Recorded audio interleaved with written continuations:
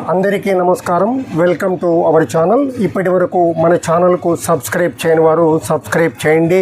అలాగే bell ఐకాన్పై click చేయండి. ప్రాధాన్యమైన సమాచారాన్ని పరిశీలిస్తే నంద్యాల జిల్లాలోని బనగానపల్లి నియోజకవర్గంలో ట్రాక్టర్ను రైలు ఢీకొన్న ఘటన చోటు చేసుకుంది. వివరాల్లోకి వెళ్తే ఉదయం దాదాపు 6:30 ప్రాంతంలో సంజామల మండలం రెడ్డిపల్లి గ్రామానికి చెందిన ఎం రామచంద్రారెడ్డి తన సొంత ట్రాక్టర్పై పొలానికి వెళ్తూ రైల్వే ట్రాక్ దాటుతుండగా ఈ ఘటన చోటు చేసుకున్నట్లు తెలుస్తోంది. కాగా సంజామల వైపు నుండి సిమెంట్ ఫ్యాక్టరీ వైపు వెళుతున్న రైలు ట్రాక్టర్ను ఢీకొట్టినట్టు సమాచారం.